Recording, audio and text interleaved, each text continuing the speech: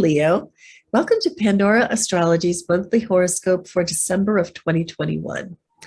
Well, Leo, this month's themes are a little bit all over the place, covering the arenas of fun and play, but also the arena of work and service. And if you feel like you're sort of caught between those two areas, it wouldn't be any surprise. And if you want a reading to kind of lay it all out and explain it all and let you know what's really going on, you can find a link for our natal and transit reading in the YouTube description below. Well, by the way, we are the astrologers of Pandora Astrology. I'm Jamie Kale Miller. I'm in Berkeley. And I'm Julia Mijas in San Francisco. And I want to start by talking about Saturn square to Uranus that's going on this year.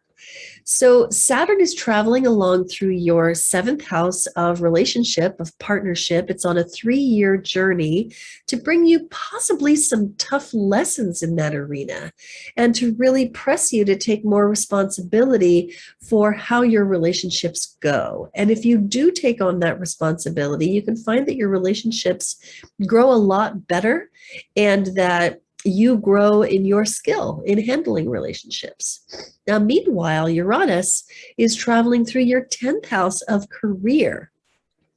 And so Uranus is on a 7-year journey, and it's 2/3 to halfway through that journey, where it is bringing you new crazy insights about changes that you might make in your career, possibly opportunities to make a radical leap in your career. And Saturn and Uranus are kind of ping-ponging back and forth in this stressful interaction that might make you feel like, the pressure of Saturn is pushing you one way while the agitation of Uranus is pulling you another. And most particularly, your business relationships might be suffering. If you want to know more about this transit, you can find it in a video that we made, which is in our December news playlist on our YouTube channel, Pandora Astrology. Hey, Julia, I think you've got some news about Mercury, Mars, and Venus for the Leos of the world. Yes, I do. Hey, Leo, I'll begin with Mercury. That's the planet that represents communication and mentation. And wherever we have it in our chart is where we're spending that month doing most of our thinking. So Mercury is going to begin the month in your 5th house, and it's going to stay there till the 13th. The 5th house represents children. It also represents creativity and fun. So Mercury is a trickster planet. It likes playing games, and the 5th house represents games too. So if you do any word games, video games, other games that involve any type of strategy or thinking, you can be very, very sort of stimulated and focused on game playing for the first 13 days of the month. Since the 5th house also represents children, this can be a time of increased communication with kids if you have any. And if you do any creative writing, Leo, then this is a wonderful transit to do it because the 5th house is so creative and Mercury represents writing. Then on the 13th, Mercury enters your 6th house. This is the house of work and health and organization too.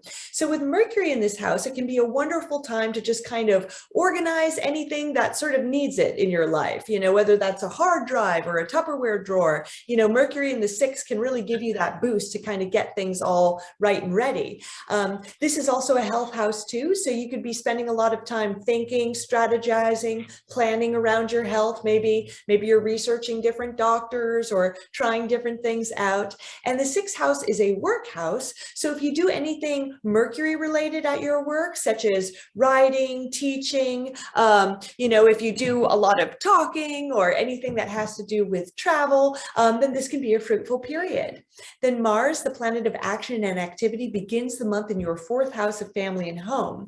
And it's going to stay here for the first 13 days. So when Mars is in this house, this could be a time where you just expend a lot of energy on the home front. Maybe you're doing lots of projects, maybe it's that organizing, maybe it's painting a new room or cleaning up. But Mars in the 4th, you can get a lot done on the domestic front with this transit.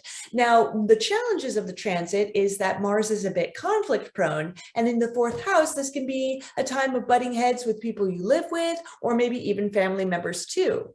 Then on the 13th, Mars enters your 5th house of fun and games. And during this cycle, this could be a time where you get very competitive competitive in your game playing. Let's say you do sports, or let's say you do trivia, you might be a lot more competitive than usual. The fifth house is also a gambling house, and Mars is also an impulsive, planet. It can be a bit tricky to deal with. So this is not a great time for gambling if you enjoy doing that kind of thing, or at least give yourself some limits. And if you do have any children, you might run into more flare-ups with them than usual. Then Venus, the planet of art, beauty, and relationships, is in your sixth house all month. Again, this is the house of health, this is the house of work, and also just your habits in general. So with Venus in the sixth house, the sixth is such a service, oriented house. This can be a time when you find yourself more of service to your partner, or maybe they're being of service to you. You could be sort of thinking about your relationships in more practical terms. How do you guys help each other out? Now on December 19th, Venus goes retrograde in this house, and that cycle is going to last for 6 whole weeks. It's going to take us all the way to January 29th. And when Venus or any planet goes retrograde, it's a time of review, especially about what the planet represents. And for Venus, that's relationships. So during December, you could find yourself reviewing your current relationship in terms of sixth house matters. Maybe you're wondering, is my partner helping me enough? Or maybe you're wondering, is my partner in any way benefiting me at work, helping me with my work life in some way? You might even be reviewing health. Like if your partner is living a really unhealthy lifestyle, you might be saying, hey, is this something I want for the long term? And if you're single, then these could be things you're thinking about in terms of sizing up your next partner, how they might help you with work. What are the practical sort of things that you should have in common with a partner to have a happy relationship? And for everybody, this 6-week period is going to be a time, whether you're single or attached, when, your exes might be coming out of the woodwork. Maybe you get a call from one, or just run into one randomly on the street. So you definitely want to be prepared for that. So true. So there are 2 moons this month that I want to tell you about, and both of these moons play off of the signs Sagittarius and Gemini. So they have to do with our beliefs and how we communicate them, and also how we use our big voice and our small voice. The small voice is the kitchen table voice that we use to have a conversation with back and forth with another person.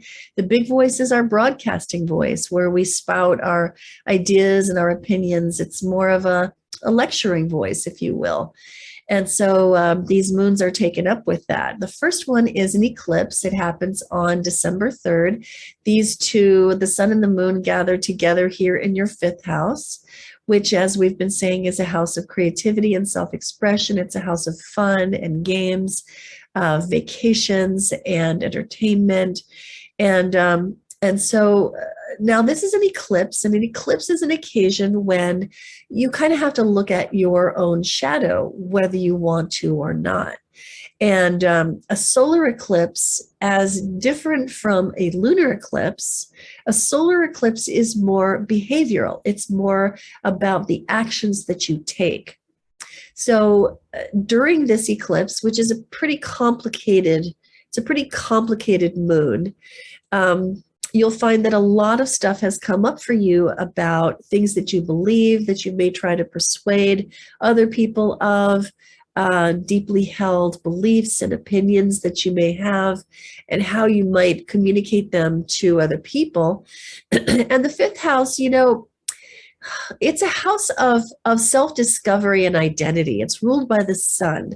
So I think this is a house of your brand, if you will, your identity and how you sell yourself in the world. And so don't let this eclipse pull some bad behavior out of you that cause other people to see your shadow side and maybe just like you less, tarnish your reputation, if you will.